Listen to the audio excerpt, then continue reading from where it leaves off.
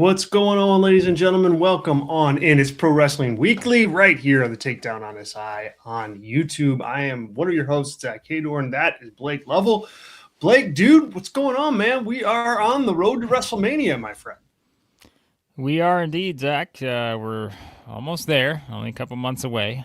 I don't know. I kind of, every year at this time, I'm like, I don't know. I feel like I kind of preferred I know it's only a couple weeks, right? But I'm like, it feels like such a drastic difference where it's like the third week of April versus the last week in May or March, first week of April. But yeah, we got Elimination Chamber to go, and we've got a main event, which I don't mind having that knowledge already instead of dragging this thing out, another month. So I like that. I'm glad they didn't drag it out either. I can see dragging it out for maybe one of them. They're going to drag it out with Liv. Right. Clearly she's going to be on SmackDown on Friday after being on Raw Monday. That's good. But I don't know. I kind of think even Liv a little bit, but I get why you want to do it for the content, right? You want to be able to play that card, for multiple shows. But I kind of like that Roman just decided right away, like, hey, it's gonna be CM Punk, and that's it. I like kind of like the definitive nature of that, especially from a character like Roman Reigns. Like, he doesn't seem like a guy that would hem and haw, back and forth on who do I fight. Yeah, I'm with you. Like, and I know we're gonna get into it, but I just think having that clear direction and sort of focus of, hey, he came back to win the Rumble, he won the Rumble.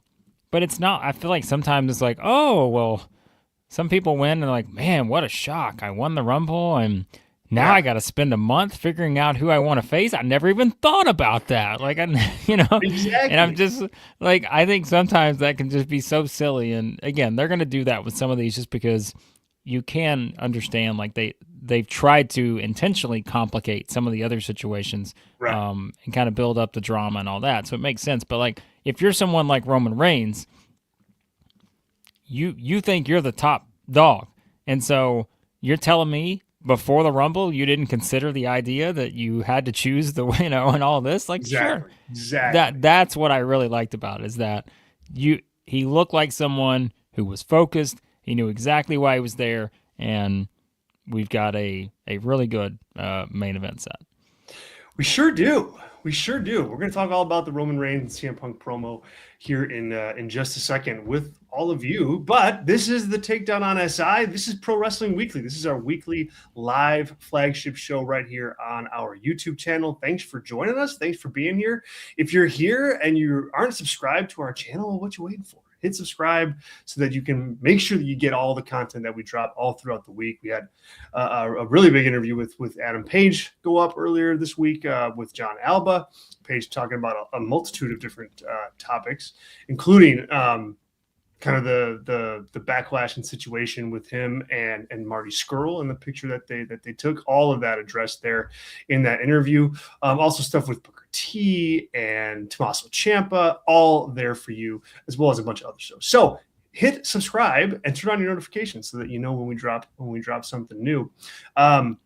If you're here today and you're hanging out in the live chat, thank you so much for being here. If you want to get in your comments, your questions, your comments, your concerns, you can certainly do that in the live chat. Also, if you want to make sure that we read your comment on the air here, you can drop a super chat. I do have super chats on, and any attempt to throw a couple bucks in the tip jar would be much appreciated for Blake and myself. Thank you in advance for that.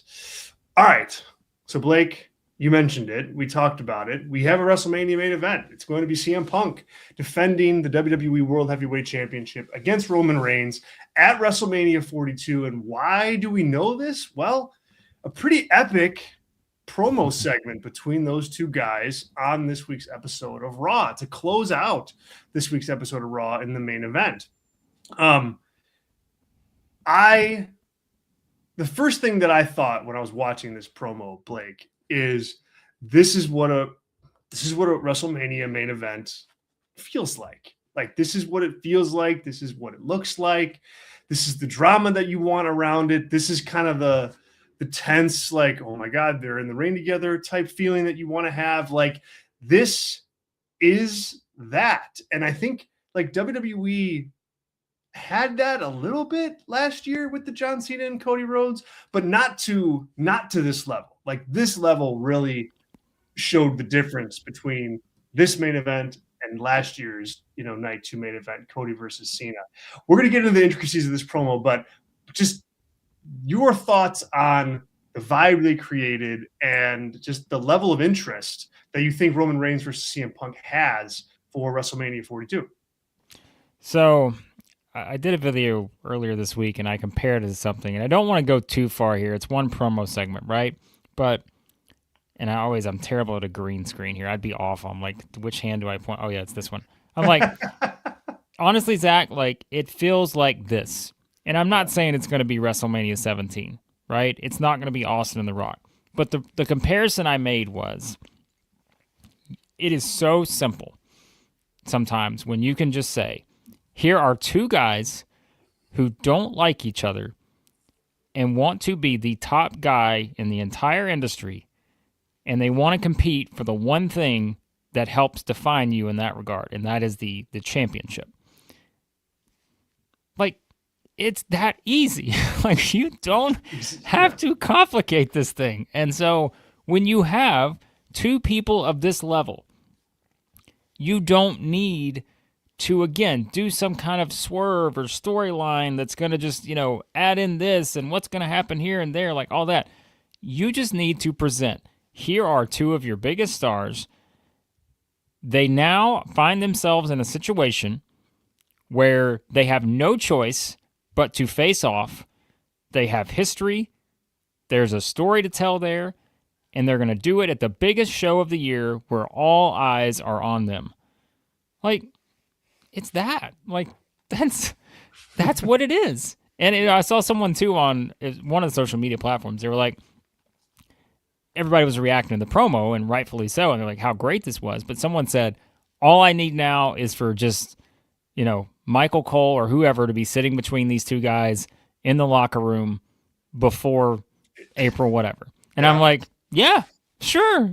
That's all I need. Like, and I'll be sold. And so, like, think about all the video packages you can do and all this. Like, again, I'm not going to say this is WrestleMania 17, but if I am making the comparison to how easy it can be that easy when it comes to two high-level stars like Roman Reigns and CM Punk. Pro wrestling does not have to be a complicated formula. I write about that. I feel like I write about that all the time. You do, but you're right. I do, but it doesn't have to be. It's like you put two stars in the ring, you let them go, you put some cameras on it. That in theory, that's all you really need. And I really like that about this. I like that if you go back and watch it, you don't have the commentary team like hovering over this segment, like beating you over the head with like what you should take away as they're going here. They're totally quiet throughout the whole thing. I liked the use of kind of the meta in that they used it enough where if people are in the know, they can go down that road and go, oh man, he talked about the podcast and they talked about the Shield and all this stuff. If you don't know any of that, you didn't need to. Like, you didn't need to know that stuff in order to get this. And I think that's the perfect balance of like using real world and meta stuff in like televised storylines is, can you walk that line of, okay, yes, this is meta, but if you don't know any of it, you still can understand what we're getting at here. And I think that they accomplished. I think they accomplished that. They brought enough of that in and left enough of it out. I'm glad they didn't go down the AEW path. I'm glad they didn't, go down that CM Punk's a locker room cancer. Maybe they will. Like, you never say never. It's only February 5th, but I hope they don't. And I think this was a good start because they didn't. They kept it simple, focused, and to the point. I think we're going to see, Blake, a lot of this in the lead up to WrestleMania, especially with how successful this was. I think you're going to get that contract signing. You're going to get that final face-off between Roman Reigns and CM Punk. And so I ask you, who won this battle of verbal barbs back and forth? Was it Roman or was it Punk? it was Roman, and the thing is, I think it was intentional. I think that's exactly what CM Punk wanted, because if you really think about how they're going to set this up, it has a little bit less of that feel if CM Punk comes out and just does the thing that he's the best at, and that is just eviscerating people on the mic, right? If he comes out and does that in round one, well, then what we're talking about coming out of that is, well, told you, it's Roman Reigns. Can't cut a Yeah. promo. Like the Great guy, call. yeah. You Great know what I call. mean? Like that would be getting all the discussion right now. But the way they teed it up and the way from the very beginning, you didn't have Roman Reigns coming out and laughing and smiling and all this. Like he came out with a focus. Yeah, he played up the crowd a little bit about who do I choose and all this other stuff. But he did it knowing exactly where they were going to go and knowing in his mind already this is where we're headed. And so by him, I think by allowing Roman Reigns to be the person who took it to the hatred level of like, think about it in reverse, right? Okay, let's say Roman Reigns picks CM Punk. I choose you, all right? And Punk just says, all right, that's fine because I hate you, right? That just, that doesn't help Roman Reigns at all. Like, Yeah. but Roman Reigns being the guy saying, I just won the Royal Rumble. I'm picking you because through all this nonsense that we've been through together and had to team up and all this other stuff, the fact of the matter is, I don't like you at all. I hate you. I don't want any part of you. I want your championship because I'm the tribal chief. I'm the guy, right? And I think by teeing it up that way and just having that approach here, to me, this was exactly what you wanted if you had gotten bored with the bloodline, if you had thought that Roman Reigns and the way they've been presenting him has been a little bit off, which I think you could say that since they kind of got to the end of the bloodline saga after WrestleMania 40. I think at times it's just kind of like, what do we do with Roman? I mean, again, this is a guy too, think about it, who, had the Bronson Reed feud and, Yeah. has Reed become a bigger star out of that? Probably not. Like, so you've got all these things that are kind of in your head about Roman, and then he comes out and has a promo like this. You're like, yep, that's the guy. That's the guy, and it's the reason he's been to me. And I've told you this before. Like, people can say what they want, but in the past 6 years on WWE television, there has not been a single more compelling person or character than Roman Reigns. Now, the 6 years before, it's the opposite, right? But he has, since he became this guy, the tribal chief. To me, he has been the most compelling thing they've had outside of probably the Cody finishing the story and having The Rock come back for that little period of time. So, I mean, I thought it was just brilliantly done, and if that's how they set it up, they executed it as well as you could have. It's a great call out. It's a shrewd call out because, yeah, I mean, it's better, and you forget that, like, or you can forget that this is written too, just like it's staged too, just like any match would be. Exactly. It's like, all right, we want you guys to go out there and have a verbal battle, but Roman, like, you need to get the upper hand, all right? And he did, and I think that's important to call out because you almost want to save the CM Punk stuff. Like I said, it's only February 5th. We got 2 months plus before WrestleMania, before this thing gets in the ring. You can't play all your best cards at once, So having Roman kind of establish himself right out of the gate as like, yeah, you have the title, and yeah, I haven't been here, and yeah, you're popular, but I'm back now, and here we go, and I'm going to show you why. Like, boom. I think it's a great point. I think he certainly won that battle too. And there's a point in the promo, man, that I took notes on here where his eyes, like they zoom in on his eyes, and like they're like moving like back and forth. Yes, like this. he just went back and forth without any other movement. He just followed Punk back and forth. Like, yeah, it's like so money. And if you're like somehow forgot like why Roman is as popular as he is and as big a star as he is, like that's a good reminder. Like I think there's an element of, he turns it on and turns it off, but when he turns it on, I mean, it's it's the real deal, and I think he showed it. He showed it not just with what he said, but with this just the body language. The body language screamed like, if this isn't the main event right now, it's going to be the main event by the time I'm done, because I'm Roman Reigns, and that's where I wrestle on WrestleManias. Yeah, and I feel like if you had to pinpoint like the most well received stuff in the Paul Levesque era, I think it's always been the one-on-one promo exchanges that are personal. And I mean, not just his era, right? Any era, you could say that. But if you really look at the stuff that's been the highlight of him, it's been now Roman Reigns, CM Punk. It's been Roman Reigns, Cody Rhodes. It's been CM Punk, Seth Rollins, CM Punk, Drew McIntyre. Yep. And it's like, I'm sure there's a few I'm forgetting, but if you really just circle the common denominator between all those, it's all the same. These are all combinations of guys who you truly believe don't like each other.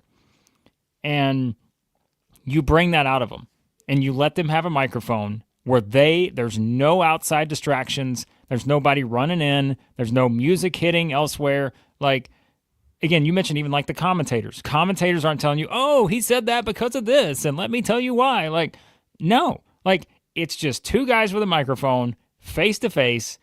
And I laugh when they like promote the face to face stuff a lot. I'm like, just a face. But I get it. That's the easiest way to do this thing. Is just have two guys who don't like each other go face to face and bring out the best in each other. That's the best things they've done in terms of like making it that simple. And you know, of course, that's the way it used to be, right? I mean, it used to be that simple where you could just do that with two guys. But, you know, you feel like things just get, you overthink it sometimes, and you got to have run-ins and interference, and somebody's got to say this, or eighth person's got to come out to set up a, 4-on-4 match. And no, just give me this, because this is your biggest show of the year, and you see how effective it can be. Well, and that's like the essence of, really, like, you think when you say that, you're like, oh, wow, Triple H, wow, he's just this out of the curve promoter. And it's like, no, like right. That's how it always is. That's how it always has been. That's how it always will be. Even if when you look at, traditional, combat sports, it's like the like the best, and the biggest drawing ones are the two biggest guys who can talk back and forth. I mean, like that's key. So it leads me to a couple questions here. I think I know your answer, but I'll make you put it on record. Is this the right WrestleMania match? And was I right in the end? Because my point last week on the show in previewing the Royal Rumble was Roman Reigns, 4-reign Royal Rumble winner, no question, and most exciting potential challenger at WrestleMania. So I think both those things can very much be true, where it's like, oh man, he really Reigns in the Royal Rumble again? Yeah. And at the same time, I think this match would be still very exciting. I think it'd be less exciting if he wasn't the Royal Rumble winner. Like, yeah. I mean, that's the thing. Like, I feel like you can't have it both ways, where it's like, okay, I want Braun Breaker, or, I mean, I don't think Obafemi is a great example, but he is somewhat of a good example, where it's like, I want the high of seeing one of these guys surprisingly score an upset Royal Rumble win. But then I also know that by doing that, they are in that main event at WrestleMania. And while these are guys who are going to be there for years to come, they're not more ready for that spot from WWE's business standpoint than Roman Reigns right now. Right. Like, they're just not. And you can be tired of him personally, but the ticket sales and all that suggest that they're just not tired of Roman Reigns, right? He's not. He's someone who still is special. And so by having him win the Rumble, yes, like you said it a minute ago, where it's like, it's the Michael Jordan, I'm back. Like, hey, like daddy's home here. Like, that's what it's sort of like, hey, that's how you're pushing it. This isn't the Roman Reigns who lost to Cody Rhodes at WrestleMania 40, disappeared, and all this other stuff. No, like this is the guy. The guy's back, and you have to have him win the Rumble to present it that way, because otherwise, if he doesn't win the Rumble and he goes on for the next month and has to qualify for the Elimination Chamber, and Right. like then he Yeah. has to win the Elimination Chamber. Well, then I'm like, that doesn't feel like Roman Reigns. Yeah. That's just another guy who came through and just happened to win a qualifier and win the chamber, you know? And so that wouldn't feel any more special, right? It wouldn't. And so this is the most special way to do it. You win the most, suspenseful, drama-filled match there is each year. You win that, the history that comes with that, and now, you know, you're in the main event. And so we both said, I mean, I know it did not make everyone excited when they heard the idea of, oh, wait a minute, picking Roman Reigns, Yeah. but to me, and I mean this, and on like knowing the way they approached it with Breaker, I don't think there was another choice. Like, Yeah. I think he was the only choice to win the Royal Rumble. Because, again, if you did it where you had Cody win, well, he may not get booed in Saudi Arabia, but that does Cody absolutely no favors to win the Rumble for a third time. And then basically people are already kind of like, we don't know what to think about Cody right now. But Yeah. I just don't. I mean, you could have gone with like a Jacob Fatu or something like that, I suppose, just to get him in the match at WrestleMania. But even then, like, I'm starting to wonder if that's going to happen, Zach. I think it's so clearly Cody and Drew that Yeah. I don't know if it's going to be Jacob Fatu. We'll find out. Part of me hopes that it isn't. I mean, it's not, Yeah. and it's not because I don't like Jacob Fatu. It's the opposite, actually. It's because I really Yeah. do like him, and I think it's better to not be in. I mean, not for him, the person. If someone's going to offer you a world title match at WrestleMania, you're taking it. If you're Jacob Fatu, you're not turning it down. But as a viewer, a fan, an analyst from the outside looking in, it's like, hey, you're not always better off in a match like that. Sometimes you're better off waiting until it's actually your thing and it's your show and it's your night and your crowning moment, like Cody at WrestleMania 40. And so if you're just the third man and the third wheel in a Drew McIntyre versus Cody Rhodes thing, it's like, all right, cool. You're in the main event of WrestleMania. You're in a championship WrestleMania. Your check's thick. That's great. But it comes, you're sacrificing something there too. Yeah. And like I would have had no problem if like Obafemi wins the Royal Rumble or Jacob Fatu wins the Royal Rumble. And then he gets pushed to the moon like Brock Lesnar style, where it's all right. Now you're in the main event of WrestleMania. You're going to win the title. Like here's your crown. Like now we're going with you. But if you're not going to do that, and it ends up like a Jey Uso thing, like I'd rather have the boring winner and the more exciting match, which is what I think this is. Is there another match that is bigger than Roman Reigns versus CM Punk that they reasonably can put on? I mean, obviously, I don't mean like dream matches, Roman against Steve Austin or even Roman against The Rock. Let's take those stuff out of it. With your regular guys, I mean, I think this is, one of the biggest, if not the biggest matches you can have right now. I think we said last week, if you had to pick a top three to me, and maybe I'm just forgetting someone, but of the active competitors who are available, if you're picking a top three, I think you're putting the combination of Roman, Punk, and Cody in there, which means you would have Roman versus Cody again, Roman versus Punk, or Cody versus Punk. And I think you could do 1A, 1B with Roman, Cody, and Roman Punk, just because there will be some people who probably would be, as the report says, fatigued at another Roman and Cody match. I would probably fall into that category a little bit, unless you did something completely different to sell me on why this one has to exist. When we saw kind of the Avengers Endgame literally at WrestleMania 40, and I don't know why I would need to necessarily have a follow-up on it, but Cody versus Punk is not a bigger match because Roman's not in it. And I mean, I hate to say it, but like, I still think Roman is a bigger star than the other two. Just from a pure star power standpoint, Roman is a bigger star than CM Punk and Cody Rhodes. Now, Cody's been QB1 and all that since he won the title. Of course, like, he is your babyface, paint the picture. He's your guy. But Roman is still the biggest star. And so that's why I don't think there's any combination. Like, And I know like chat mentioned like Rollins. See, Rollins coming back would be significant and he would be close to that. But I still don't think any combination with Rollins that doesn't include Roman Reigns would be in there. Like he's the common denominator, right? Like Yeah. it's Roman versus any of those three. I'm going to rank ahead of any of the other combinations, right?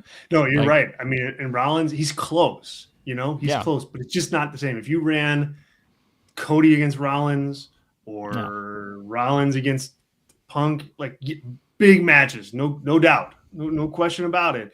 But they're not bigger than Roman and Rollins, right? Like, no, and so yeah, he's right there. We had a comment here from Prob Have Pokal, Roman, yeah, Punk, and Rollins. I don't know what to say about Cody. It feels repetitive, to be honest. They also said Jacob is not ready for the title picture. He's a talented superstar. Don't get me wrong. Yeah, I mean, I think I'm right there with it. I mean, I I don't mean, disagree with that.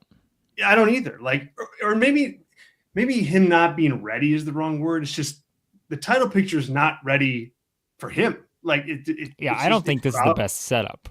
Like for right, him, right, I think that's like you said. I think the current title picture. I don't think is the best setup for Jacob Fatu to win the title. Yeah, if right. that makes sense. And Obafemi and anybody kind of new. It's just I think they have too many. They just have a couple big matches that they still need to get to. Roman Punk being one of them. Listen, we are going to talk about this match obviously a lot between now and WrestleMania. I mean, there will be time to pick this thing apart. Who's going to win? Who's going to lose?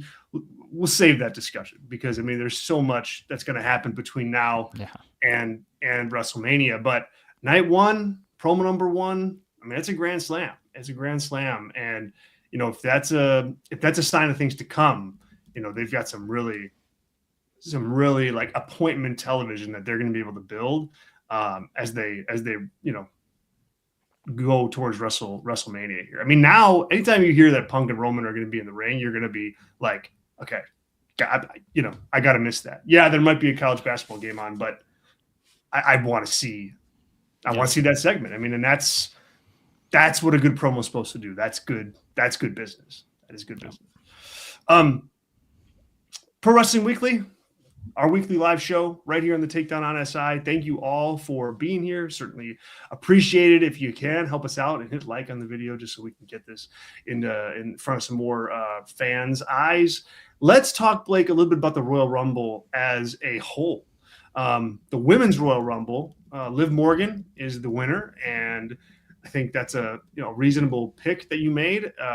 Good on you. I had Bianca Belair, and she was nowhere to be found. So there you go. But Liv Morgan, I think, makes sense. I think she makes sense from a couple different angles. One being, I think she's a big enough star, and she hasn't won it before. The second one being, there's a lot hovering around her storyline wise. You've got her and Raquel, you've got her and Stephanie, you've got her in the Judgment Day. She's going to go to SmackDown now. Her and Jade, I'm sure they're going to have some kind of interaction. Like they are going to try to play up that decision and drag that out, like we said at the top of the show, just because you want to get something out of it. You've got a lot of TV to program. So for that reason, I think she's the right call. What do you think about her as the winner of the Women's Royal Rumble? And then what did you think of the Rumble just in general in terms of surprises?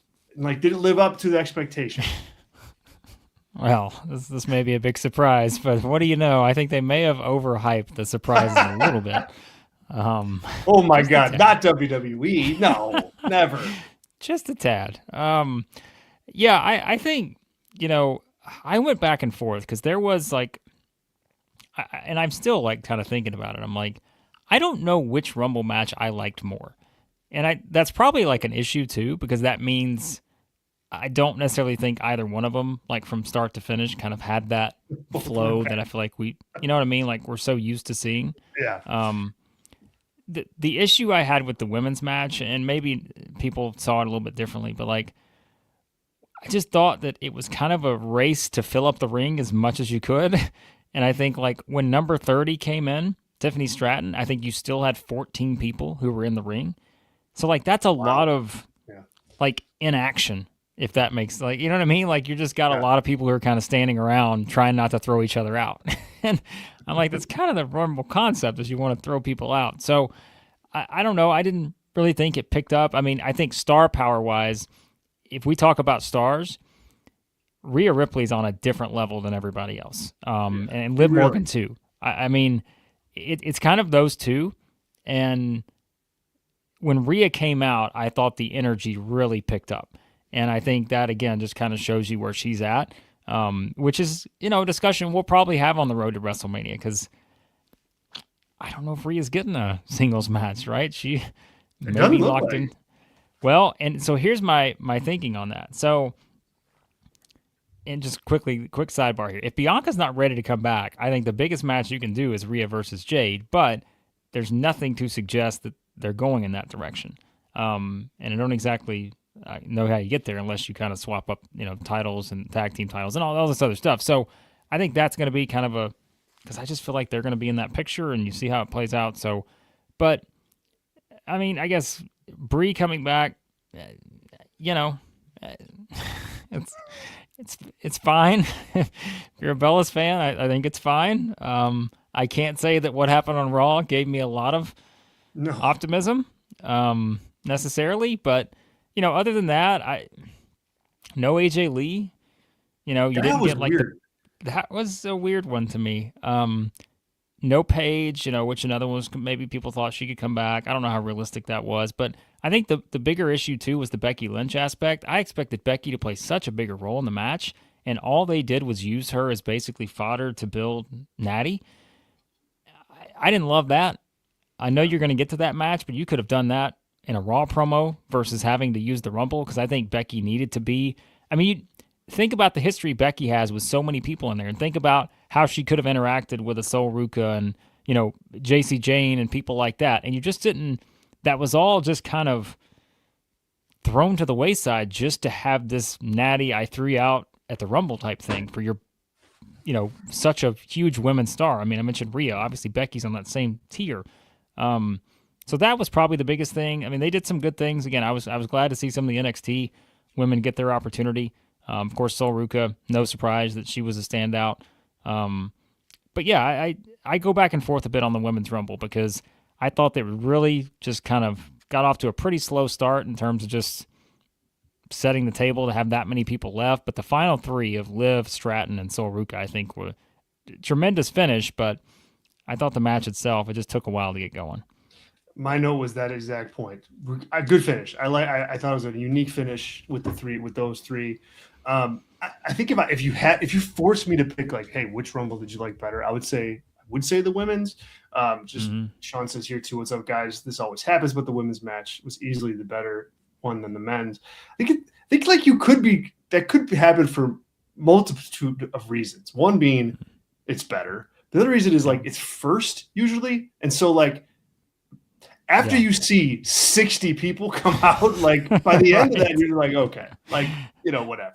Yeah. So it could be just like a, recency bias thing. But I was surprised by the lack of surprises across both Royal Rumbles. I mean, you had the NXT people in there, but I just don't consider that a surprise really anymore because like you know that they're going to be there. Like you knew they set it up on NXT on Tuesday. Yeah. They basically didn't tell you, but they're like, you're seeing Fatal Influence without JC Jane. Zarya's there by herself without Sol Ruka. Like Kalani Jordan wasn't there. They'd said something like Lola Vice wasn't there. So I'm like, well, we all know where they are. Like, I wonder where they might be.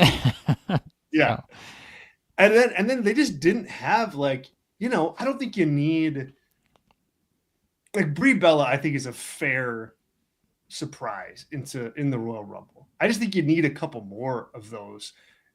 AJ Lee would have been a good one, to have her in. I'm shocked that they didn't, especially with the reports out there that they're going to go with AJ against Becky Lynch at WrestleMania. This would have just been a perfect time to kind of continue to heat that up, and they didn't. And on the men's side, like, I mean, you didn't even really have a Brie Bella level surprise. No. In that match. I mean, you knew Brock was going to be there. outside of that, I mean, I'm not even sure where you go with like trying to even praise the surprises in the men's match. Am I forgetting somebody? I know I'm trying to think like you got the two triple. I mean, you got La Parca and Mr. Iguana, and I'm like, Yeah. they Okay. didn't get a reaction at all. Right. I mean, it's like La Parca didn't get a reaction. Yeah, I mean, it just kind of that's how it works. But yeah, I mean, everyone, and I think too, it's the disappointment of the Jericho. Sean mentioned like there's just so many people. I think we were kind of set on Jericho being Yeah. there. Yeah. Um, that hurts. But I think back to the women's match, and Sean has brought up some of the points, and this is where when you have two rumbles, like I just forget some of this unless I'm looking at my notes. But like they did a great job with Lash Legend, Kiana James, as Sean mentioned. I thought they did a pretty good job of kind of, and Mhm. this is where like it's almost like you're in Bizarro world. I'm like, Kiana James is one of the just most uninspired like people they use on SmackDown because of this pairing she has with Julia.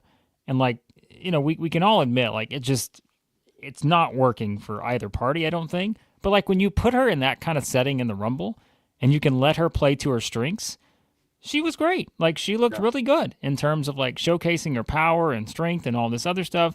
And so that's where again, like some of the booking, I guess, you're trying to establish people, but you're also doing it by trying to tell them, hey, it's actually not what you think, what they look like on week to week television.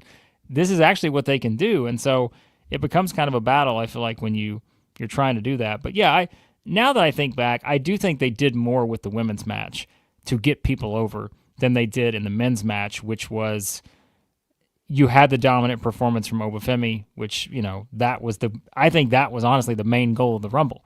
If you Yeah. had to say what are your top priorities, getting that guy over was at the top of their list, which Yeah. is And good. Roman. Right. And Roman winning, like those are your two achievements. And so both are going to work out pretty well because like you said, I'm glad Oba didn't win if that meant he was going to be in the first match on WrestleMania and get a Exactly. title shot. If he was going to win, he needed to be in the main event. And so have him dominate just the way Lash Legend did on the women's side. And the follow up too is very important because it's so easy, just to kind of have everybody now slotted into their role, right? I mean, Powerhouse Hobbs, aka Royce Keys, is he just going to go into a 6-month feud with Damian Priest on SmackDown? I can't say he's not because it could very well happen because he Yeah. eliminated from the Rumble, and that could be something that drags on for 6 months. I hope not, but you can bring in all these new people, you can try to establish them in the Rumble, but ultimately it doesn't mean anything if the follow up's not there. And that's what we talked about, Zach. It's WrestleMania season. They brought up all these people from NXT. Javon Evans too. Forgot to mention him. He had a great Yeah. performance, but they brought up all these people, and they're bringing in new people like Jordan Grace, another one mentioned by Sean. But now you've got to have them in meaningful programs leading into WrestleMania if you really want us to believe that these are people you're invested in. Because if not, you can have somebody of this group, and multiple people probably are going to get lost in the shuffle. And you just hope that doesn't happen. Somebody will. I mean, somebody will. I mean, and I think there's some people like Kiana James, right? She had some moments in the Royal Rumble, but I don't think they went in to that going, all right, Right. we Yeah. got to make Kiana James look like they just No. they didn't. They did, and you can tell the difference. She had a couple of good spots. Yes, good on her for getting her you know what in, but like Ruka, that's a focus, right? I mean, that you could tell that like the narrative of the show and the match was behind her. Same thing with Lash Legend, in the men's match, Obafemi, absolutely, but just because somebody, like Kofi Kingston, all those years, had really cool Rumble spots, and they were cool for the match, and the match I think benefited from them more often than it didn't. But he wasn't like a focus guy coming out of it. So yeah, people will fall through, and I think you'll see though, like who is WWE really behind based on what that follow up looks like. And you're kind of reading off my note sheet here, but Obafemi gets the big spot with Brock Lesnar. It seemed like the crowd loved that. And you kind of saw, I think, what you might thought was an outcome in reverse. Like I think that the natural feeling would be, okay, well, you put Obafemi strong over by, you put him over strong, excuse me, by having Obafemi eliminate Brock Lesnar. Instead, Lesnar eliminates Femi. I see both sides of this, but I think you want to save the Femi win over Lesnar for like a 1-2-3, right? I feel like you want that pop to be 1-2-3 at WrestleMania, not necessarily, in the Royal Rumble. And I'm grasping at straws, but I'm okay with this, provided he gets the big push and the win at WrestleMania if they wrestle there.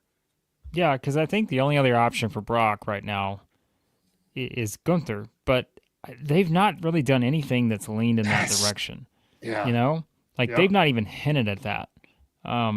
Like you could have done something if this is where you were heading in. You could have done a backstage interaction at you could have done that months ago, where Brock comes back and you just have these guys just stare at each other. You do an entrance where one you could have done any of that, and they just haven't. So I'm like, yeah, I don't know what that means for Gunther. I think it's probably Gunther versus Ray just does not feel like a WrestleMania level match right now. I think, and I know we're kind of all over the place, but I'm like, if you do Brock versus Oba, which feels like the best option, I feel like at that point you have no choice but to do Gunther versus Randy Orton. Because, Orton's got to be in a high-profile match somewhere, and if you're just looking at the theme and everything, I don't think Orton's retiring at WrestleMania, but you kind of got to do something with Gunther. You've said that as much as anybody. It's like, if the guy's not going to be in the title picture, he's got to have one of the biggest matches on the card. You'd think. But you'd think. I don't know. Like, does Obafemi versus Brock Lesnar versus Gunther in a triple threat excite you more than any of those singles matches do? No, because I think it's the ultimate cop out. Yeah. In a triple threat scenario. You're going to be doing a cop out with one of the guys to say, we can't let that guy get beat. And I'm like, I want stakes here. Like, you got to give me a reason to go in and know that one of these guys is losing. And I would rather have some combination of the singles matches than any sort of, but I will say, if there is another trend in this era, they don't hate their multi-man matches at all. Like, you could have, 4-way, 3-way, 8-way. Like, you're going to have all kinds of matches on this card, I think, when it comes to these multi-man matches. So I just don't know who's going to get slotted in there, but I'd much rather have, as much as I would not really be that thrilled with Gunther versus Randy Orton, I would rather have that and know that I'm getting Brock versus Oba than any other combination of the, multi-mans. I agree 100%. Me suggesting that, Sean, was not an advocation of it. Just, so you don't have to yell. Don't yell at me. I'm kidding, Sean. Thank you. The advocate, Zach. I'm not advocating for that, but they do love it. And that's why, like, with the Liv Morgan thing too, it's like I can see that one going multi-person as well, because you've got Raquel around the situation. You've got Roxanne Perez. You've got Stephanie Vaquero. Like, you could do something like that, but I'm not advocating for that, but they do love them. They absolutely love them. All right, let's pivot to AEW here for a minute and talk about last night's episode of AEW Dynamite. Man, Blake, the train keeps rolling for Andrade. So back-to-back weeks, Andrade beats Swerve Strickland and Kenny Omega. And yes, they're protected losses for those two guys, both cheating. But boy, I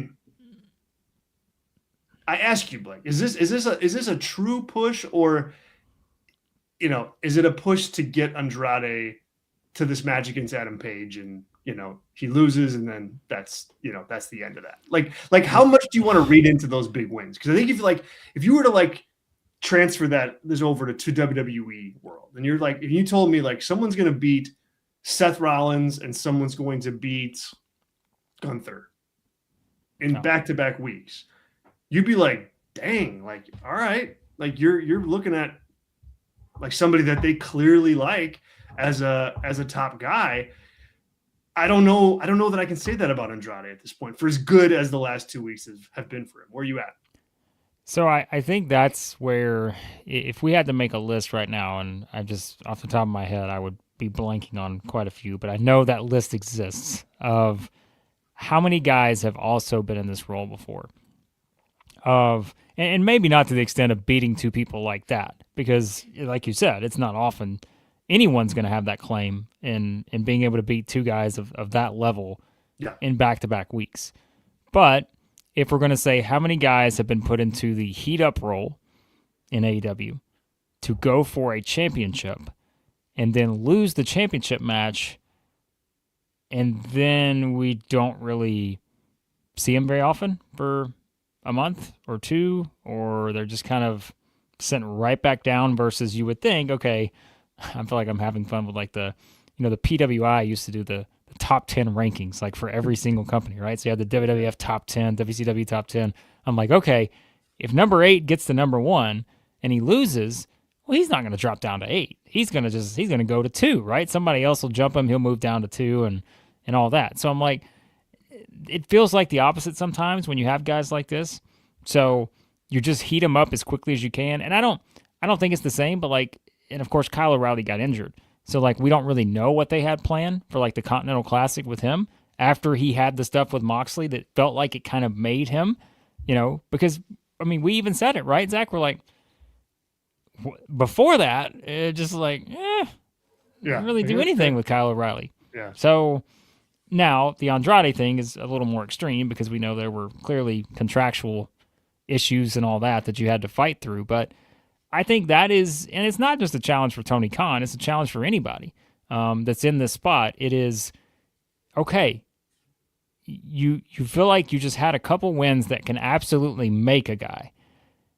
But they're not going to make a guy if you just stop there. You have to find a way to keep it going, even if he does not become the champion. And that, I think, is where you can see guys throughout history. How many examples could we point to where guys got built up, went for the title, didn't win, and then just became a footnote after that, on a talented roster. So the follow up is why I'm not high on this, is that it just doesn't track all the way through. Like mainly, and Sean kind of hit on it here, took the words out of my mouth. The show was very mid for me, and Andrade MJF is just dumb, and I still didn't like the finish, even though Omega didn't need the win right now. Like, thanks, Sean. I just can't imagine they would actually pull the trigger on MJF and Andrade. Like, yeah, I mean, not that wouldn't be a good, in-ring match, but that's 2 of your like top heels going at it. MJF and Andrade, like, who cares? And promos? Like, right. It's like completely one-sided. And and that's not a knock on Andrade, but like, how's that going to work? I mean, you have Don Callis, I guess, but I mean, do you really want to? I mean, if Don Callis and MJF are going at each other on the microphone, it's like, right. I don't see the value in that. Sure, no. You probably get some like fun one-liners and whatever in the moment, but for the long term, it's like nobody wants to cheer either of those guys. Like that would be a bad main event for one of your pay-per-views. So I kind of think, hot run, but I think it kind of ends. So I don't know if this is a legitimate push for Andrade. Yeah, that's what I'm curious to see, because I feel like that's always the equation you run into with these is, understandably, when you structure your TV the way AEW does, and listen, I'm glad they do, because it does give you something every single week where it's like, all right, we're not shying away from giving you big matches because we have such a talented roster that we don't have to hold every match off for pay-per-view. Like, we can give you whatever we want because we can got so many combinations to work with. And it's true. But you also have to do this to be able to keep that formula effective. You have to have some of these where guys just start racking up wins, and to give people something different to wait then for the matches you actually do want to save for pay-per-view. You've got to somehow sell people on the idea that, there could be a change. There could be a title change here because we're going to try to get to Kenny Omega next or whoever else, right? And so I just think it can be a good thing, it can be a bad thing, especially in these kind of scenarios, kind of that Andrade is in, which is somewhat of an extreme example because you're just thinking, what were they going to do before the long layoff that he had to have, right? Like what Right. I'd love to know what the plan was at that moment when they brought him in the first time, and just kind of what the direction was going to be, because you would have to think we're there now, trying to get close to what it was then. It's just, are you doing it with a story that doesn't fit versus maybe the last time around it would have fit much better at that point in time? I agree. We got Sean here that says people would root for MJF against against Andrade and Don Callis, and that's not the goal. Yeah, that's kind of my point. Now, the one positive that I think you can take away from this is, like, I think you still have, even if Andrade is going to get pushed up and then now kind of fade a little bit, you have a robust, like, title picture where, like, the matches revolve around the title. The other matches on the show revolve around the title. They matter. That part, I think, is a good element of Andrade kind of coming out of nowhere here to win a little bit, because it paints a picture of, well, you win matches, you get closer to the world title. That part of this, I can get behind, because you got a lot of your big guys and they're all angled right toward that world title. That's still a good thing for the show, I think. Like, agreed. And I think, and we said this before, I think that's one of the biggest reasons for AEW's turnaround, just from a public perception standpoint, is that they've done such a good job over the past year, or whatever that time frame has been now, of reestablishing your top stars, top contenders, and keeping those people in that group, not letting people just completely fall off. And so that's why this will be a great kind of test of that, I think. We had a big Will Ospreay video highlights hype package on this week's show. And Sean says here that Ospreay video package was really well done. I'm glad you brought that up, Sean. I mean, yes, I thought it was very well done. It kind of, I kind of feel like instead of hyping me up for his return, it kind of was like, remember this guy, but like, he's not going to be back anytime soon. But like, remember this guy and how cool he was. Like, that's kind of how I felt about it. Like, I thought it was really well done, and no question. But I didn't leave watching that going, wow, Ospreay's coming back soon. Like, this to me was like a reminder that he's there, but that's it. That's all it was. I mean, am I being too negative about that? No, it's hey everyone, we realize it's still about 6 months away, but we want to just remind you there may be a certain someone that could be ready for a certain main events coming up here down the road on a certain big show. And I don't hate the idea at all, because I think it's like, this is a great idea. Keep him in the circulation, like keep him on people's minds. And you don't have to do it every week, but like, I mean, this is like, it's no different than the way they used to structure Superstars or any of the syndicated television shows. Like, your top guys weren't on there every single week, but just keep something there that just reminds people, you know what, he'll be here eventually. And even this is a little bit of a longer road maybe, but yeah, like I thought it was well done, and I do still, as of this moment, would predict that it will be him probably versus MJF at that show, because I think that's probably the biggest match you can do as it stands right now. Exactly. So yeah, I mean, hopefully, Sean, that doesn't mean he's coming back too soon. I mean, that's a year plus, or about a year, I guess, if he's out that long. I mean, I hope that, yes, that they don't bring him back too soon just to bring him back. But that's how you do it. Yeah. Like, just a little friendly nudge here, guys. Don't forget about, our big guy. That's not here. All right, let's do some news. Let's do some news here.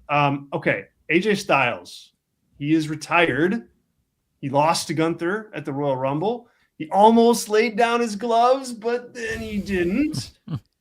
And Blake, I ask you, there's been a lot of news that has come out about Styles in the last 48 hours. Tony Khan talking about how much he likes him. AJ Styles, or CM Punk, and a variety of other superstars kind of alluding to conversations that they had with AJ. And those comments didn't seem to me to say that he's going to keep wrestling. And then AJ Styles is on Stephanie McMahon's podcast today, and says, "Hey, never say never." That's why I didn't put the gloves down, because you never say never. Is this AJ Styles messing with us? Is he retired? Do you think he's actually retired based on what you've seen this week, or is he going to pop up in AEW in the next couple months? Even beyond that question, all right, AJ Styles is 48 years old. He's going to turn 49 in June. You're telling me, after that reaction he got at the Royal Rumble in Riyadh, that if somebody came to him and said, "Man, you were such a big star on that show. We got a certain something coming around in 2027. We wouldn't mind you being on." You telling me WWE wouldn't sit there and say, "All right, let's get a storyline together. Let's bring him back." Of course, he's not done. There's no way this guy's done. He is 40. Again, the fact that I like to look it up and he's 48, I'm like, are you kidding me? I know this guy's been around forever, but Zach, we could only hope to look like that. We're 48. I mean, good gracious. This guy just had the match of, I mean, what a tremendous match. We didn't talk about it, but absolutely incredible match against Gunther, I thought, at the Royal Rumble. And he has just been on such a hot streak that I'm like, it ain't. Please, this is professional wrestling. If there's a guy that's not done, it's AJ Styles. Because that, even for all the people who've had retirement matches, I'd say he's only a handful of guys that look like they are just still at the top of their game right now. So I'm with you, man. I think he's going to take a nice long break. I don't think he's done, and I don't think he's going to AEW. Like, the more that he, kind of just cozies up to the comfort bubble that is WWE, I'm sure you'll see him on Logan Paul's podcast in like 2 weeks. Like, I mean, it just seems to me that he's a WWE guy now. Like, he's not going on Stephanie's podcast if he's going to AEW. I can tell you that. Exactly. Like, there's no way. There's no way. And I think WWE will pay him the most money. I don't know. It's weird to say because it's AJ Styles and he's so not WWE in a lot of ways. But also he's been there for 10 years. Like, that's longer than he's been anywhere else. So he's a full-fledged WWE guy now. And I think if he has another match, my money would be on that it takes place in WWE at this point. Yep, I agree. All right. Also, CM Punk in the news for a lot of different reasons this week. But the point that I want to talk about is the 2-night WrestleMania. Punk defending, his main event status as a WrestleMania main event status by saying, "Hey, night 1 is a WrestleMania main event, period. So is night 2. There's 2 of them. Also, the 2-night WrestleMania is better." This on the heels, or not on the heels, but this after a handful of years ago, he ripped on the multiple night WrestleMania format while he was in AEW. Where are you on this argument? Is Punk just, hey, he works for WWE now, so of course he's going to say, be like, come on, anybody would. Where do you stand on the night 1 main event? Is it a real main event or is it not?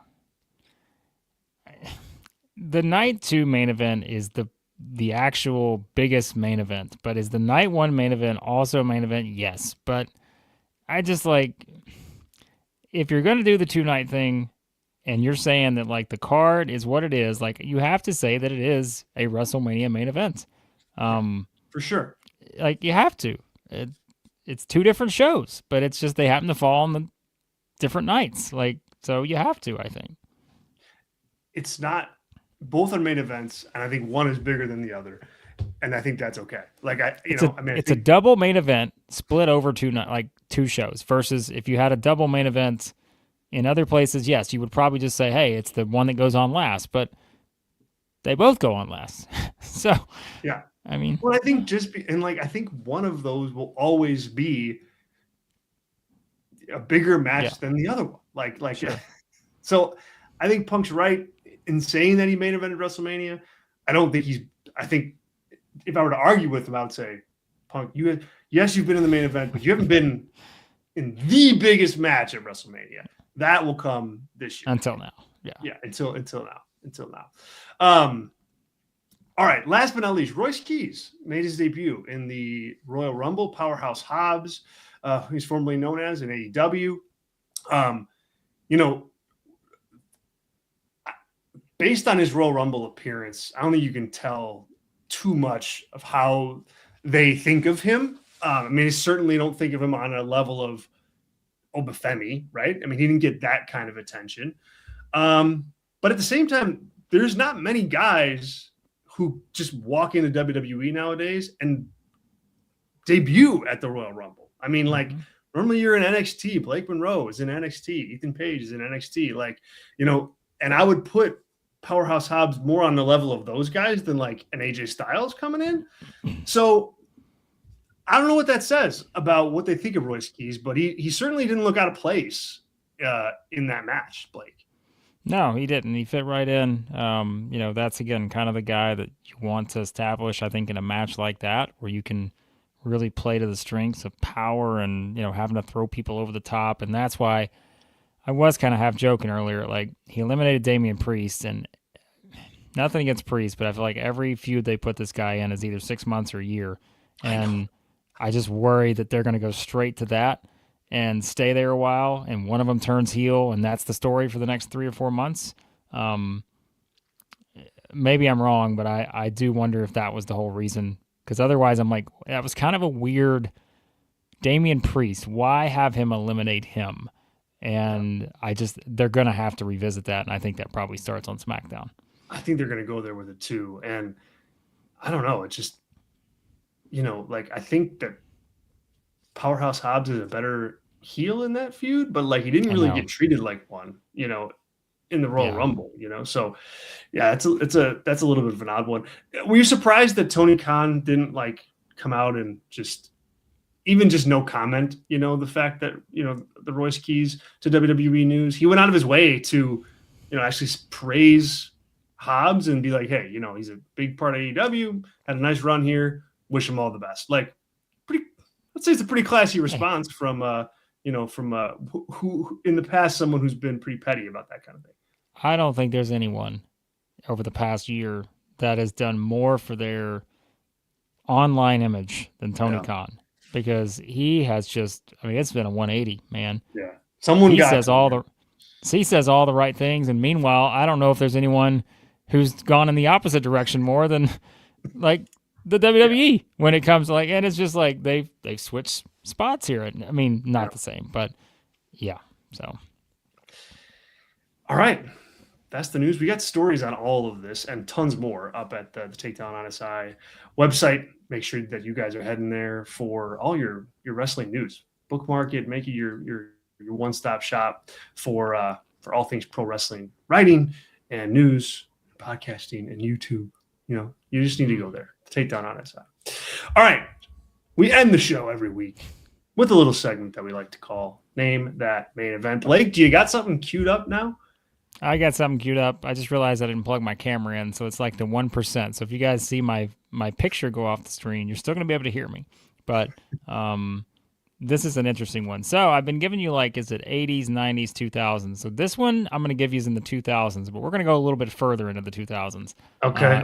This is like dark. This is like the dark ages of WWE time. This one's really going to test your range here in terms of what you remember from this particular time period. Oh, dear. All right. Going to be some familiar names at the top, so you don't really have... You're going to at least have something to work with. Dean Ambrose defeated Seth Rollins via disqualification, meaning the title did not change hands. Seth Rollins, by the way, was accompanied by Kane and J&J Security. J&J Security. Holy moly. Jamie Noble, Joey Mercury, with the stipulation, outside of the World Heavyweight Championship being on the line, that Roman Reigns was banned from ringside. This was the main event. Yeah, it's going to catch you off guard when you realize what show this main evented. But yes, this was the main event. All right, so there's a no disqualification match. So my logic here is that it happened before their Hell in a Cell match, and it happened after the title win. So it's got to be 2015. And I don't think it was SummerSlam. I don't think it was that Battleground show. It wasn't Night of Champions. Like, what the hell was that like October show? I'll say it wasn't Backlash that year because that was Randy. I'll say like bragging rights or something crazy like that. Because I don't know. I don't know the answer to it. But I think it's 2015, and I think it's late summer. All right. The location, Corpus Christi, Texas, the American Bank Center, 7,000 in attendance. Oof. On commentary, Michael Cole, Jerry the King Lawler, JBL. And I told you this would catch you off guard, that this was the main event. It's because they did something I don't think they've ever done since or before for this particular show and not had the World Championship as the Elimination Chamber match. This was at Elimination Chamber. Wow. The month after Roman Reigns won the 2015 Royal Rumble, which is why I went with this one. Wow. So the Chamber match that year was Ryback defeating King Barrett, Dolph Ziggler, R-Truth, Mark Henry, and Sheamus to, I guess, win. It was a vacant Intercontinental title at that point. Don't even ask me how it got there. I couldn't tell you. Wow. There's your Intercontinental. Here's another matches on the card. Kevin Owens defeated John Cena, champion versus champion. That was a really good match. You had the NXT champion Kevin Owens, John Cena. That's the most memorable part of the show. You had a Mr. Neville defeat Bo Dallas. The man that gravity forgot. Really, if you think about it, one of the best NXT feuds probably ever. Yeah. I mean, Neville defeats Bo Dallas. Yeah. On pay-per-view. So, I know. That's what I was like. I don't remember that. Oh, my God. The Divas Championship in a triple threat match, Nikki Bella retains against Paige and Naomi, which, again, it's like a full circle here. You had... so hold on. This was... Okay, I didn't even realize this. So this was the other Elimination Chamber on this. I could not have ever in a million years said this. Big E, Kofi Kingston, Xavier Woods defeated The Ascension, the Lucha Dragons, Cesaro and Tyson Kidd, Los Matadors, and the Primetime Players to retain the championships in an Elimination Chamber tag team match. Zach, I watched this show. I could not... You could have quizzed me on this 100 times, and I could have never told you I've ever seen this before. If you would have told me at the start of this show, hey, did you know that there was a tag team championship elimination chamber match? I'd have been like, absolutely not. And I would have put a lot of money on it. That's how confident I was. Wow. Here's the last one. What month was this? So this was, what was this? May. So this is when no, wait, you're right. So I said that happened. No, that's right. They swapped it to May. This was May. Yes, okay. Like it couldn't have been for the title if it was. No, you're right. Yes, it was May. Okay. So that makes okay. My dates got thrown off there. So this was May. So it came after. I'm sure they had another one in early May or at the end of April. So yes, you're right. So I completely forgot they swapped that in the schedule. It's weird. Kickoff to think match. An elimination chamber in the middle of the summer, though. I know. That's odd. Here you go. Last one. The kickoff match. Stardust defeats Zack Ryder. The more things change, the more they stay the same. There you go. That is a fun part of this is like going back and like not only seeing like, holy cow, they did what on pay-per-view? They Bo Dallas against Neville? Like what? And then at the same time, it's like, man, there was Cody Rhodes just tucked away as Stardust. And then fast forward 10 years and he's now main evented WrestleMania 3 times. Like, yeah, who would have thought? Wild. That's Name That Main Event. We do it every week right here on Pro Wrestling Weekly with the Takedown on SI. That'll do it for the show. Thanks so much for everybody who tuned in live. Thanks to our live chatters. We really appreciate you guys. Make sure that you guys are subscribers to this YouTube channel. You can check right now and watch a really, interesting interview and polarizing interview with Adam Page and John Alba. That's up there. You can check out my newest with Booker T, which was fun. You can also check out Rick and Tommaso Ciampa in a long, wide-ranging interview about his time in WWE, why he switched to AEW, and so much more. So check that out. It's all at the Takedown on SI on YouTube. You can follow us on Twitter or X at SI_wrestling. Blake, any final words, my friend? No, we always appreciate you guys hopping in, Sean, everyone else, and yeah, always a fun time every week to hit on all these topics, and yeah, it's a fun time of year. So next week, same time, same place, right here, Pro Wrestling Weekly, the Takedown on SI. See ya.